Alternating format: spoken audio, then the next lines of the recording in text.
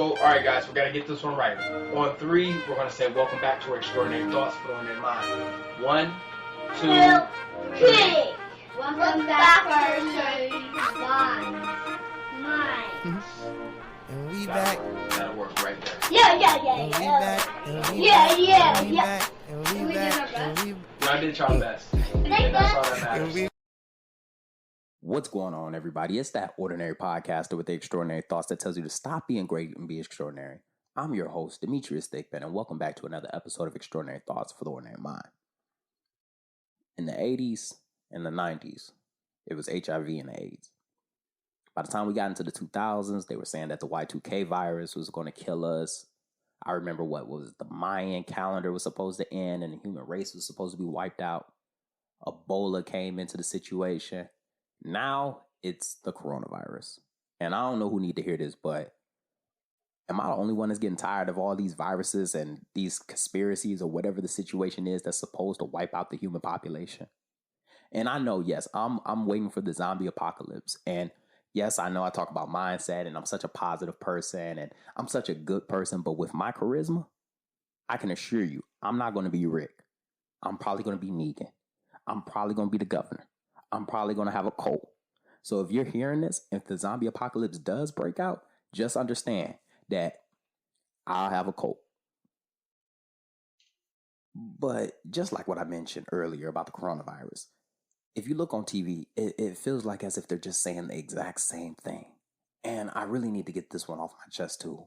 We're wearing these face masks and we're wearing gloves so that way we don't touch anything, contract anything. And we're walking around with these bags on us as if we're about to sit in the sauna. But are we going to start wearing condoms? Are we going to start wearing condoms? Because I don't understand why you putting hand sanitizer on your hands.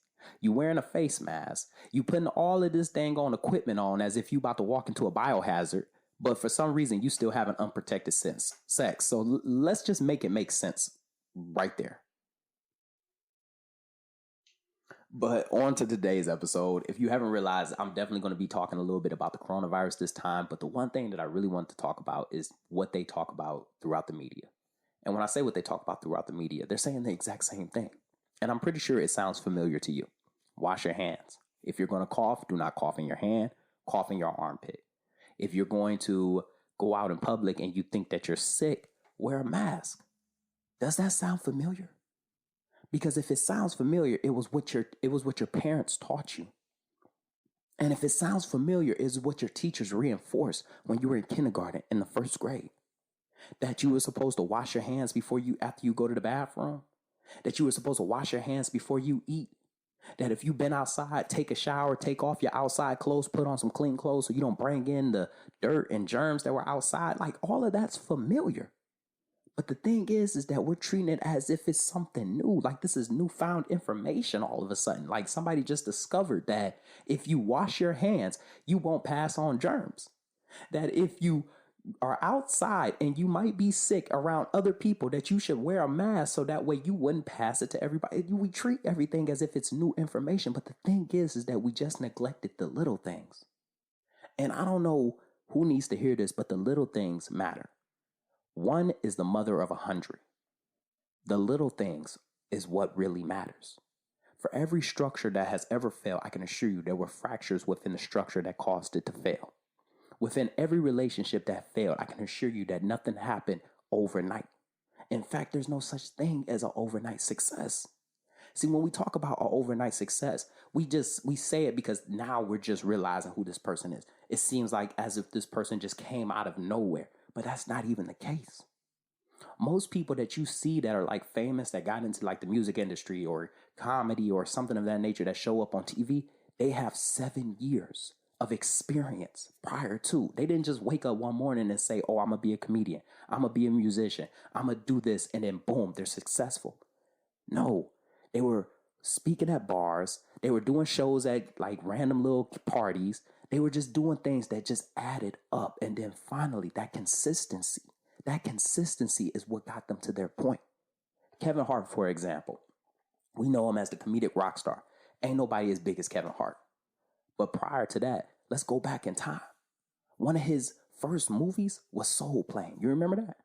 But if you really look at it, Kevin Hart was also in the 40-Year-Old Virgin, and he just had like a small role. Think about how many years ago that was.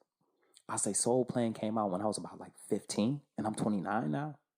40-Year-Old Virgin probably came out when I was like 14. So really think about how many years you got to put into something. How many steps do you actually have to take to get to that mile? How many miles that you actually have to take to get to your destination? We be so in a rush, and then we realize that it was the little things that actually mattered. Once again, for example, you show up at your job, you want that promotion. The promotion ain't just gonna fall into your lap. It's them days where you came in early and them days that you stayed late. That's what added up. It's them days that you finished your task early, and that way you started to get ahead on tomorrow's project.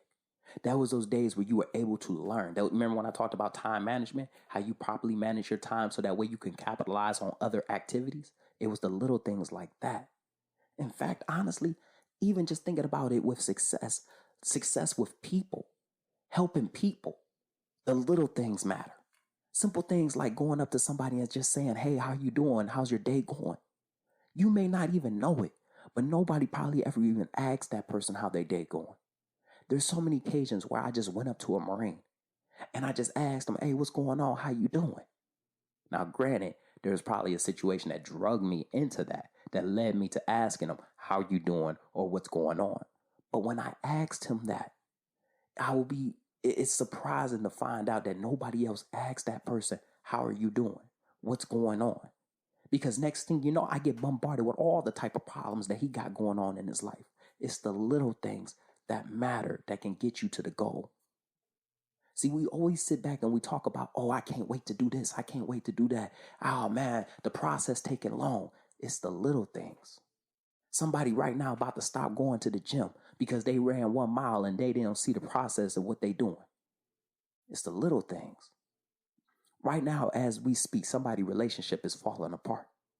And just like there's no such thing as an overnight success, there's definitely no such thing as an overnight failure. And I say that there's no such thing as an overnight failure. It's the little things that got us to this point right here. We were doing good. There was a spark within our relationship. The fire, it burned bright. But those little things, you know what I'm talking about? Those unfulfilled promises. Those, I'm going to get it right this time, but for some reason I still didn't get it right. Every time you had to keep talking to me about the same thing over and over.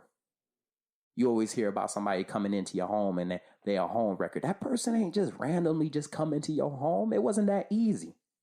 It was the little things that you were doing that was reducing the defense. It was the little things that you were doing that was breaking down the defense within your relationship. That person had always been there. In fact, that person probably had been seeing your significant other on a regular basis, just in transit, casually. But the little things that you were doing within the relationship is actually what caused it for that person to invade. It wasn't like the Trojan horse that came in and everybody thought that it was this gift. No, that's not the case. The defense just had dropped. That's the problem.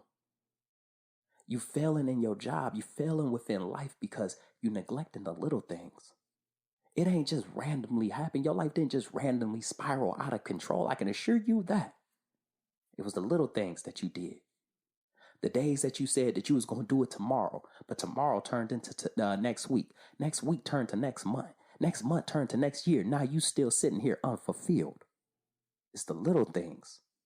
And I really just want to drive that point home, that each mile will get you to your destination.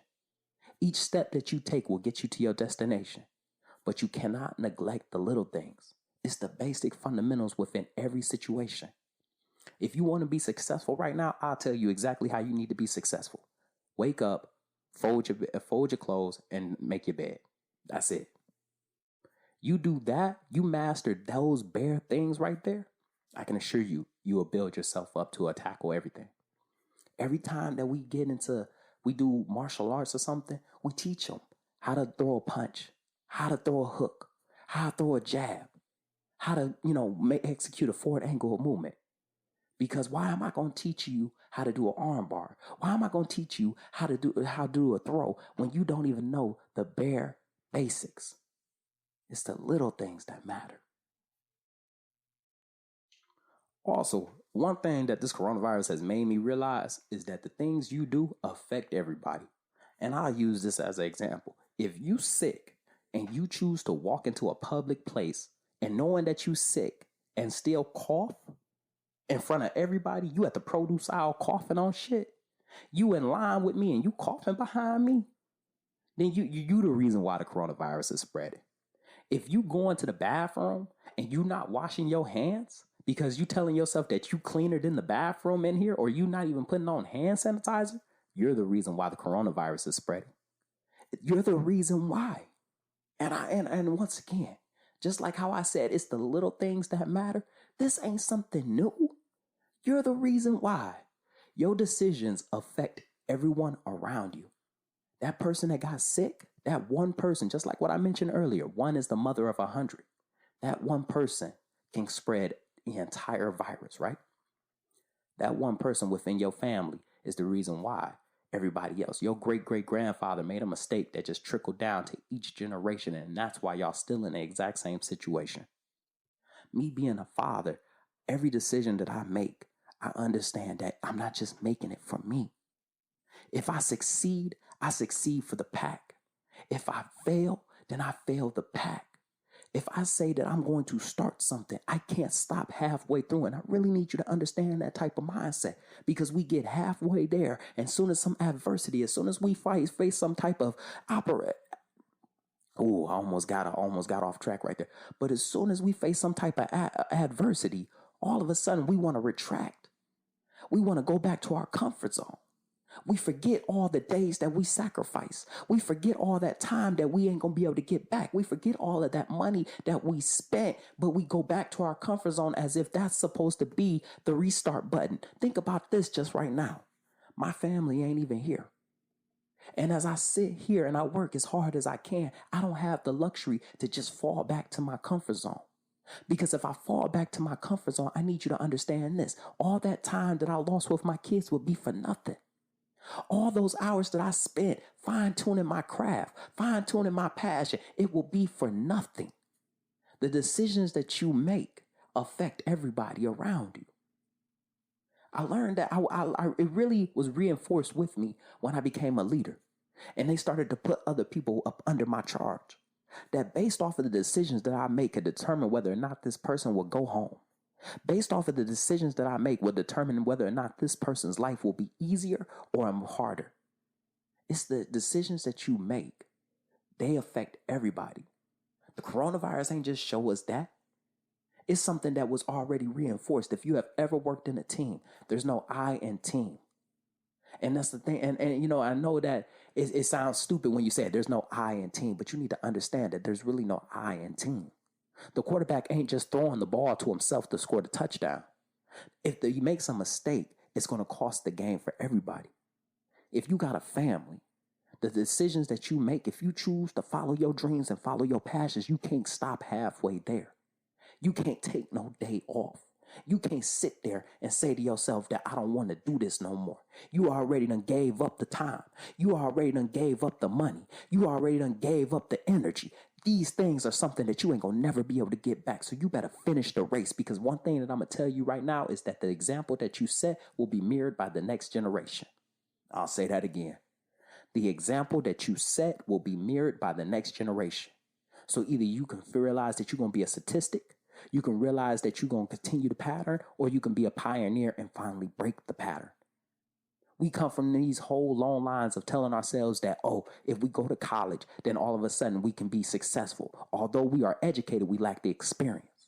And then we realize that situation, but instead of telling the next generation that it's best to get experience and education, vice education over experience, we continue to tell them to do the exact same thing. The example you set will be mirrored by the next generation. You need to understand that the success that you're pushing for, I understand that you've tired. I understand that you miss your family. I understand that you feel like you can't give no more. But I can tell you right now, they're watching you. Everybody's watching you and they want you to succeed because they know how much you are putting into it. The decisions that you make right now are going to affect everyone around you. You must finish the race. And just like that, Another episode of Extraordinary Thoughts left this ordinary mind. I hope you enjoyed this episode half as much as I enjoyed making it. Stay tuned Mondays and Fridays, and don't forget to share the podcast, add the podcast, subscribe to the podcast, because this podcast was made to help somebody become a better version of themselves. Stay hungry, stay motivated. I'm out.